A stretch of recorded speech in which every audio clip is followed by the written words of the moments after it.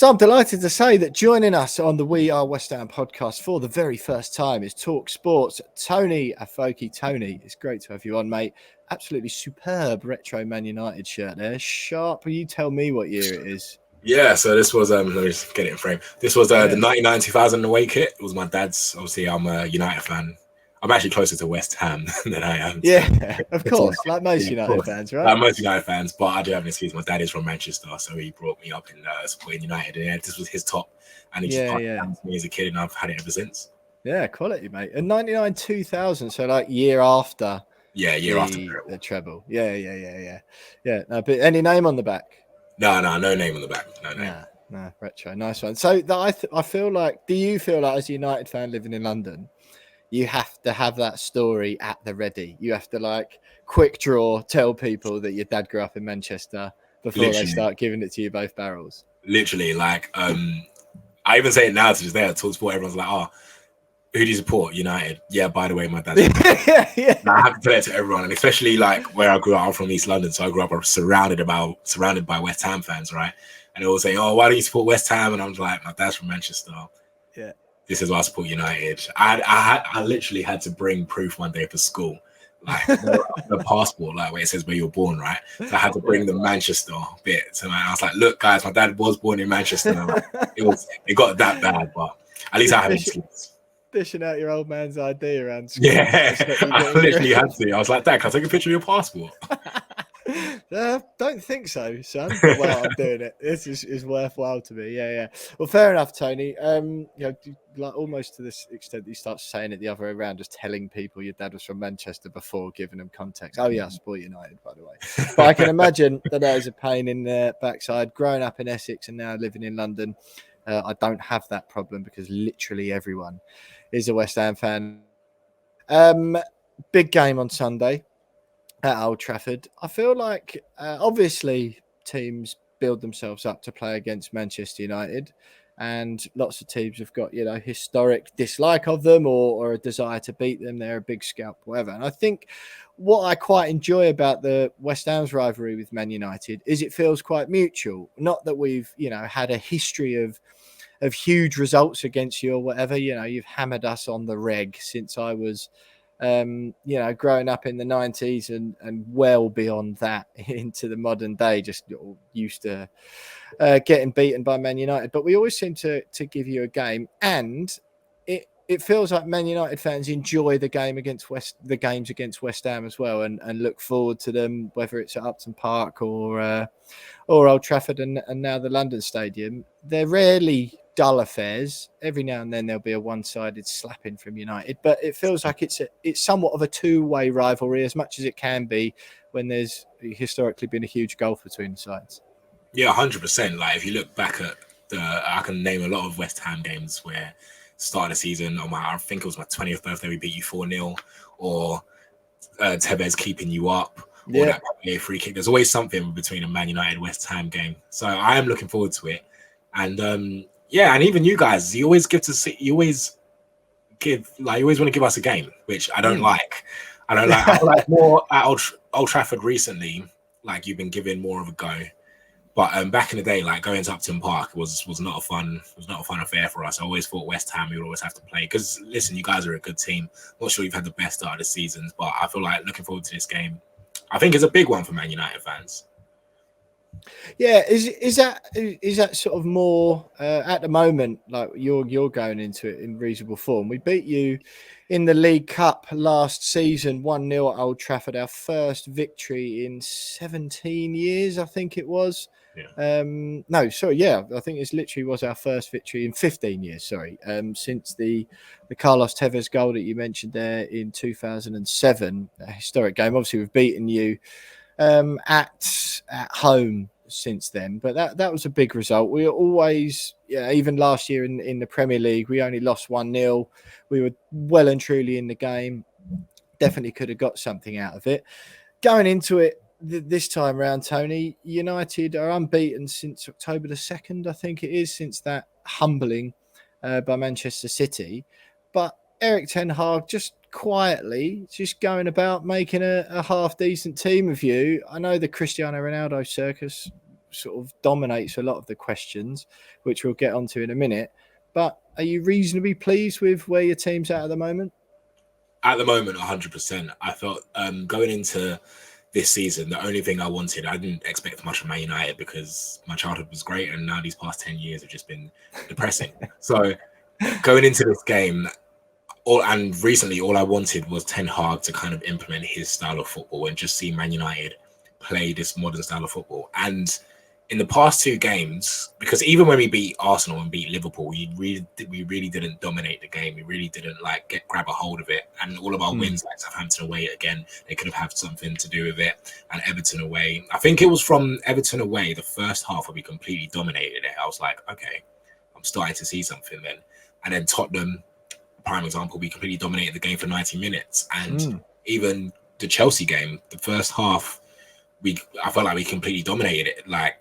You forced Graham Potter into a system change, didn't you? Because you were all over him. Exactly, and that's the first time I've seen that at Stamford Bridge for a long time. All I wanted this season was Ten Hag to implement his style, and I feel like he's already doing it.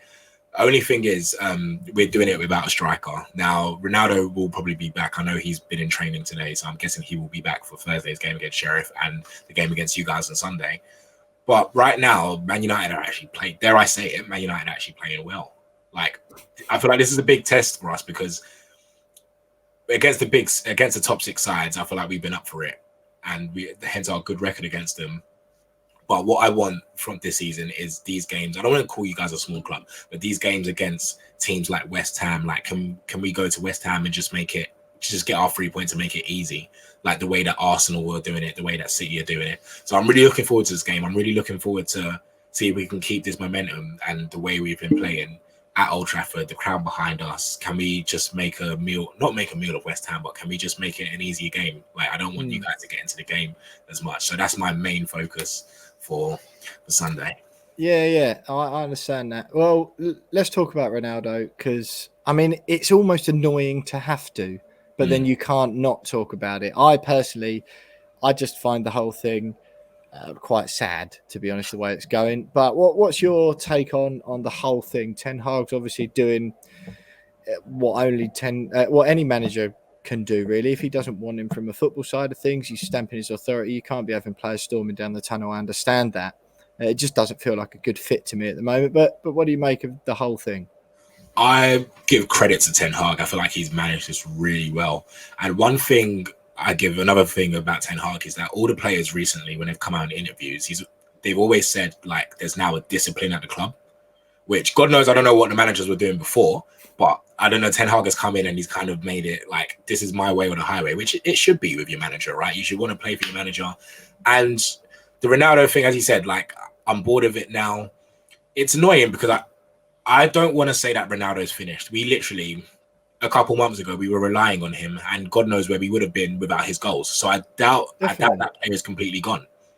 I really doubt it, but he didn't hold himself in grace where he didn't have a pre-season. And with a new manager coming in, trying to press and do all of this new style of football, he said pre-season is key, and you had to be there. He wasn't in pre-season, so that's why he started. He wasn't playing. He got the winner at Everton away, so it's not like there isn't a player out there. He's not in the best of form at the moment. But right now we need a striker because Martial has not played 90 minutes yet this season. He's finally back. And he's Anthony Martial, frankly. I mean, exactly. He's not the striker that where Man United want to be, he's not a top 4 striker, is he? Absolutely not. Not at all. And the thing is, during the summer, we all wanted him gone. But then he had a really good pre-season under Ten Hag, and then we were all like, you know what? one more year, and he's barely played. But the thing is, since when he's played, he's actually played really well. He has I know for people that don't like stats, he has a better goal to minute ratio than Haaland at the moment, even though he hasn't played 90 minutes. But still, he's not playing. Come on for 10 minutes. Come on for 10 minutes, get a couple goals, and come off. But he's not starting, and he can barely do 90 minutes. So, and Rashford is not a striker. Rashford can't finish his dinner at the moment, so we need to put Rashford on the left. And it's annoying because we're creating a lot of chances at the moment, and we just don't have anyone to finish them. And if Ronaldo was fit and playing well, it just makes sense that he should be starting. Now, in regards to this whole thing, he's back in training, so I'm guessing that what Ten Hag said is that I want him to apologise to the squad and not just everyone. So I'm guessing he's come up, he's apologized to the squad, hence why he's back in training. And I feel like we'll look past this. And I just want now. I doubt he goes in January. I don't think if we find him a suitor in August, he's going to go in January. And Ten Hag says like, because if he goes in January, we're going to need another striker, and Man United are not going to give up the funds to get another striker. Like that's not how we run. So I doubt he goes in January. I wouldn't mind him going. For me as a fan, I'm tired of it. You can go, be happy. Thank you. Yeah, that's what it is. From an outside point of view, I think he's like perhaps the greatest player of all time, and it just doesn't. I know people go, "Oh, it's all about the team," but sometimes it isn't. You know, like Man United will, of course, and already are, go down as one of the biggest football teams in history, undoubtedly. But Cristiano Ronaldo genuinely, in my opinion, I know I also get bored of arguing about Ronaldo and Messi and all that sort of thing as well, but I genuinely think Ronaldo is the greatest player of all time. And I think with that, I honestly don't think he should be reduced to this like petty being I don't think he should be, like storming off the pitch and all that sort of thing. But I also think the club and everyone involved, including Ronaldo, should have let him, for the last couple of years of his career, kind of, I know it sounds silly, but kind of do what he likes really and go and play where he wants. And if he wants to go and play in the Champions League team where he's almost guaranteed to start, just to, to make sure he gets his goals and makes those already eye-watering records look even better and even harder to beat in future, because that's what he wants now. That's what it's about. I just find he clearly wanted to leave in the summer, and it depends who you believe as to why he didn't move on. But it just feels uncomfortable now. Like last season, it just doesn't seem to work. Like Ten Hag clearly doesn't like him from a football perspective. And I think the thing is, Tony, you might disagree with me, most football managers now, the managers don't want him because they find he isn't necessarily conducive to the high press game that you're talking about just then. But it's the commercial people that want him, isn't it? It's the people who like the celebrity and think about the amount of shirts they can sell and the social media content that's going to bang because of having Ronaldo in it. It's just, I don't know, it's just an uncomfortable situation. I don't really like to see him on the bench and getting, made to train on his own and things like that. I just think it shouldn't be like this for someone who's been the greatest player that most of us will ever see.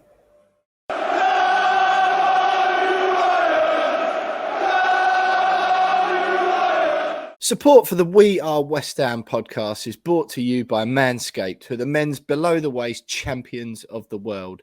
Manscaped offer precision-engineered tools for your family jewels, and they just launched their 4th generation trimmer, the Lawnmower 4.0, all across Europe.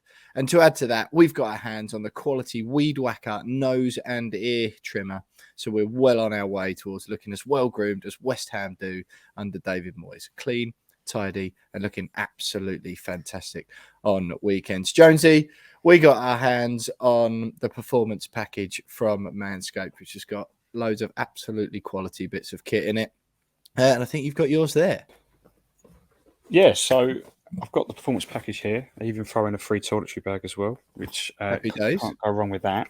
So first up, we've got the Lawnmower 4.0, a lovely bit of kit. Where's the camera? There it is. Turn it on. You've got a little light for your dark spots, just in case you can't see certain bits. Very, Not very helpful. Easy, is it? Seeing Exactly. So that's got that's waterproof. It's it's very, very nice on your skin. So well worth a go on that one. Vouch for that personally as well. 100%. Jonesy does very good bit of kit for the job. Me too. Weed Whacker. When you're getting old, a little bit like me. You get hairs popping up in places you don't really want them, and they're very persistent. They keep coming back, so this does the job for that. I actually found one out my ear the other day, Jonesy, and I'm not even 31 yet. It's not ideal. I'm 34 and a half, and it's a struggle, mate. It's a struggle. So this stays close to me in the mornings. At all times. Yeah, particularly in the mornings when I'm in the bathroom, just in case I find anything. But the good stuff in here actually is pretty good. We've got Crop Reviver. Okay. That is refreshing ball toner. Just keeps things nice and soft after you've done all your grooming, and then you've got ball deodorant. Keeps things smelling lovely, just in case you need it to smell lovely. So yeah, Really, really good. Which always helps, doesn't it? I mean, yeah, you want it to smell nice, don't you? So Exactly that. All really, really good. Pocket inside the bag as well. You even get some mats to keep things clean and tidy when you're doing your grooming. So all in all, the performance package gets a massive thumbs up. It's a superb bit of kit and well worth it.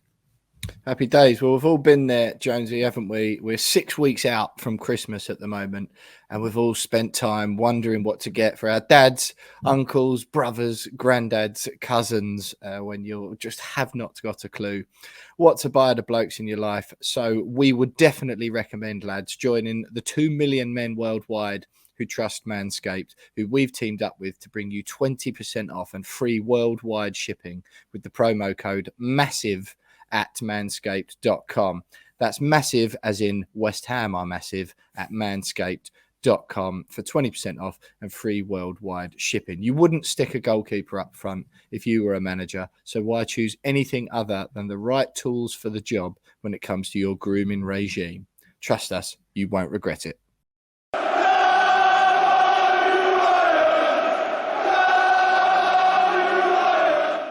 No, I totally agree. No one likes seeing Ronaldo on the bench. It just doesn't look right. Even if he's 40, you still want to see him start, right? Yeah. The only thing is with the training with the under 23s and stuff like that, I feel like he brought that upon himself because he done that. And he wasn't the only one. So him, Diogo Dalot, and a couple other players left during half time because it was preseason, when you make a whole season. Yeah, Rayo Vallecano, wasn't it? Yeah, against Rayo Vallecano. And Ten Hag came out and said, don't do that again. So he let it slide, but he said, don't do that again. And then Ronaldo done it. So hence why that was action. Yeah, I do get that. Which I get. And listen, right now we don't have a striker. And I would rather play Ronaldo up front than Marcus Rashford because I know Marcus Rashford has that ball in behind, but he can't finish. And Rashford, for someone that's been in the club for 8 years and still doesn't have 100 goals for Man United, I need to see him in his best position is the left. He literally came out the other day and said, I prefer playing on the left. Can we just play this guy in his best position for years to come so that he can get comfortable and just establish his name in the team? Because he's been moving everywhere, and I don't like that with players. Like Man United just don't seem to play players in their best position for some dumb reason. So right now, we don't have a striker. Martial's barely fit. Just play him. I know you don't like it. And the thing is, he's going to play on Thursday. And I feel like if he gets a run of games in again, because he'll get a run of game in eventually. If he gets a run of games in, I think he'll be fine. He'll be scoring again. I don't like this notion that he's completely gone and he's not the player he once was. He was literally saving us last year. And that was a poor Man United team, and this Man United team is better. So instead of him having to do everything in a team a couple months ago, all he has to do is just finish. And I feel like right now we can do that. Fair enough, he won't give us the counter pressing that Rashford might give us, but that's just one player. I know you got a press of the team, but we can accommodate for that until we get a striker. Yeah, I totally agree, mate. I totally agree. Right, so look at this game, Tony, on Sunday. How do you see it playing out, sort of style-wise? What are you expecting the game to look like? Well, at first I would be worried with you guys, but I've been seeing West Ham haven't had the greatest of start. I'm not sure how true this tweet is, but I saw a tweet saying you guys have spent 200 million and you're not really changed much. Yeah, I don't think we spent 200 million. Nah, it's not quite that. Obviously, players let go as well. We did spend some big money. Lucas Paquetá cost us in the region of 50 odd million quid. Gianluca Scamacca was 80 odd million. That might be over a period of a few years, but no, certainly not that in this window. But we did spend some money. The win against Bournemouth on Monday night moved us 10th, and we've been bedding 7 or 8 new players in that time. Thilo Kehrer has been playing at the back. You've got obviously Paquetá, as we mentioned there, Scamacca, Maxwell Cornet has come in as well. Flynn Downs, who played against Bournemouth. There has been some upheaval and some new bodies coming in and a couple leaving. And I was always, the start to the season was more just bad luck rather than, the performances weren't great by any stretch of the imagination. But, we were 17th before the game last night. That's no reflection on how we've played. We got a couple of dodgy decisions, and we were the most unlucky I've ever seen any football team be not to win away at Nottingham Forest when we lost. So, Yeah, you know, it wasn't quite as we could easily have another 3 or 4 points to what we've got. And then all of a sudden, we're floating in and around those European places, which is where we want to be anyway. So it's not terrible. Moyes has been bedding some players in, and I think we'll only get better as the season goes on. But what do you reckon in style-wise? How are you expecting? I reckon we're gonna try start well. I feel like for our last couple of games, we started well at Stamford Bridge. We started well at Old Trafford against Tottenham. I feel like we're going to try to start well because we haven't really scored that many first half goals. The only thing is I'm worried about is who's playing up front, because I feel like we're going to create chances. I feel like we're going to create a lot of chances, especially with Old Trafford as well on a Sunday afternoon. I feel like it's going to be rocking, but it's all about can we finish the chances we create? Because right now I feel like we're a bit of Brighton, we're a bit of XG merchants, and so we need to finish the chances we create, because again, we only beat Spurs 2-0, but for really good Hugo Lloris saves, and if Rashford could actually finish, that could have been a thrashing. Yeah. Chelsea as well, at the start in the first 35 minutes, it got that bad that he had to make a change. And so right now, that is, if we keep playing like that, and I feel like we will, and no disrespect to West Ham, I feel like Tottenham and Chelsea are better opposition than you guys to an extent. So I feel like we can try and implement our game against you. It's just a matter of finishing, because if we go into 0-0 at half time, then West Ham might be thinking, okay, we can get something out of this, we can get a draw out of this, we can get a point. So I'm really looking for that first half goal, because I don't think we've scored that many first half goals this season. No, as you've seen before with West Ham, you know, we do like, especially Moyes away from home at the Big Six. He's got a terrible record away at the Big Six, but he does like to sort of sit back and contain and frustrate and that sort of thing. So it's not going to be this majorly open encounter. West Ham will look to hit you on the break with, be it Said Benrahma, Jared Bowen on the wings, and then Skamaka up front, who's so much better at holding the ball up than Mikel Antonio is. So we do look a bit more of a dangerous prospect. We gave Liverpool, we were unlucky not to get anything at Anfield a couple of weeks ago. So I don't go into the game sort of fearing an absolute dicking as I have done in previous years. But look, Tony, it's been great having you on. Before we let you go, mate, just let us know what you think the score is going to be. Old Trafford on Sunday, Manchester United v West Ham in the Premier League. I'm going to go with a 3-1 United win. I do want a clean sheet, because we don't really get clean sheets that often, and Varane's out, so I'm not sure who's going to play next to Martinez. So I'm going to give you guys 1 goal, but I feel like with Old Trafford now and the way we've been playing, goals are going to start coming in, and we played a lot of decent opposition. We haven't been scoring much, so I'm not saying you guys are decent. You guys are up there with the decent ones, but I'm saying we played all the, I think we played all the like top 6 now. So I'm ready to like start scoring goals, because we have a zero, like we have an even goal difference. So it's not good. So we need to start scoring. So hopefully, if Ronaldo or Martial is back, one of them can start putting the chances we create away. Yeah, fair enough, mate. Fair enough. Well, United's 6th in the league at the moment. West Ham will move to within 3 points of United with a win. So not quite so terrible after all. Whether that's going to happen or not, I'm not sure. Tony, you're off to Qatar, I believe, in a couple of weeks. Yes, I am. Yeah, less than 2 weeks now. Yeah. Out for the whole thing. Yeah, I'm out there. So I go next Sunday, and then I'm back the day after the final.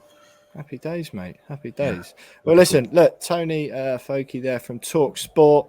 You can hear him on Max's show on the weekend, the warm-up, am I right? Where else can, I know you sort of behind the scenes and on there, do a bit of everything. Where else can people hear you? Where else? Yeah, they could also help me on a Sunday. Like, if you're awake at 6:20 on a Sunday, I do a little EFL preview. Yeah. If you're awake at that time, you want to listen to me talk about the EFL. Tony, the people don't even get up for to listen to me when I'm doing the pay-per-view. Wishful thinking, my friend. Listen, Tony, it's been brilliant having you on. Have a good time in Qatar. We hope you don't enjoy the game on Sunday too much, but we appreciate you giving us your time. Toni Afoke from talkSPORT there with the Manchester United opposition view ahead of that game at Old Trafford on Sunday. Stay